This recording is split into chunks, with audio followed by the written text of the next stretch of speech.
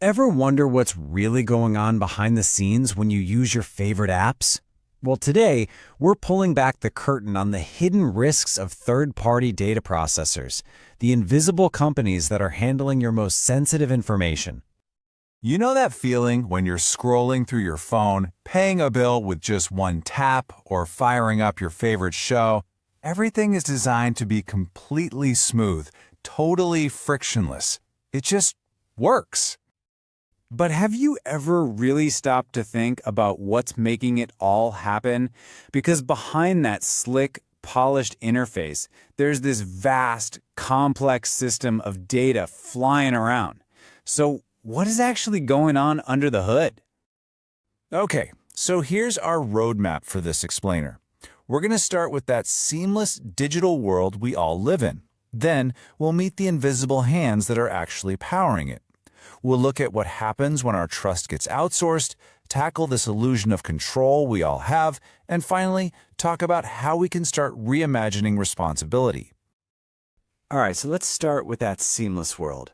The very ease of our digital lives kind of masks this incredibly complex dance. It's happening completely out of sight.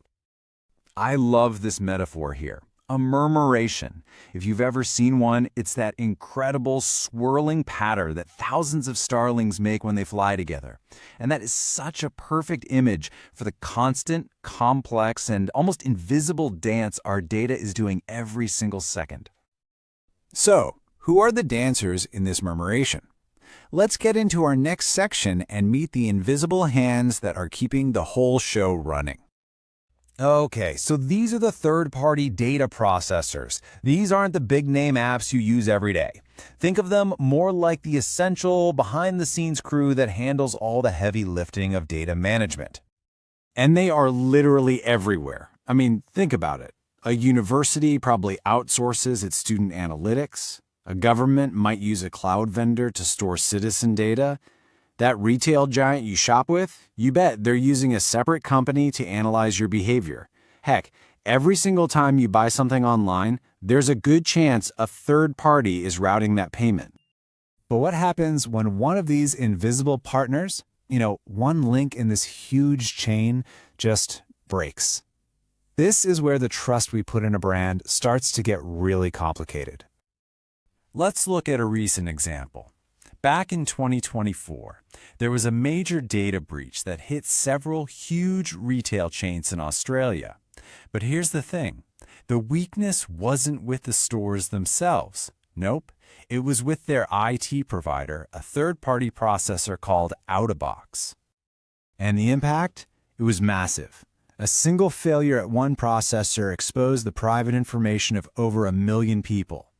That's the kind of ripple effect we're talking about, from a vulnerability that's hidden deep in the supply chain. Or take the case of the retailer Marks & Spencer. A cyber attack didn't hit them directly. Instead, it struck one of their third-party suppliers. And this is the key point. Even though the fault was technically with a partner, it was Marks & Spencer that faced the music. We're talking weeks of disruption to their online business, serious harm to their reputation, and of course, a major financial loss. It's a perfect example of how a brand's reputation is on the line, even for a mistake made by a vendor the customer has never even heard of. And this all brings us to the central dilemma of our entire digital ecosystem, this illusion of control. We think we know who we're trusting with our data, but the reality? Well, it's a lot messier. This slide just nails the disconnect. We place our trust in that familiar logo on our screen, right? The company we think we're dealing with. But the actual vulnerability, the real point of failure, is often tucked away with a vendor we don't even know exists. And here's the kicker for companies.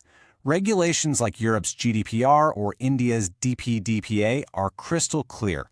You cannot outsource your responsibility. The main company, the one you actually know, is still legally liable for what its partners do.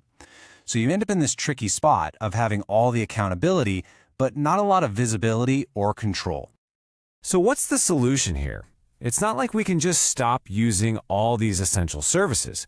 The path forward isn't about avoiding them, it's about shifting our entire approach from just passive trust to what the source calls active stewardship.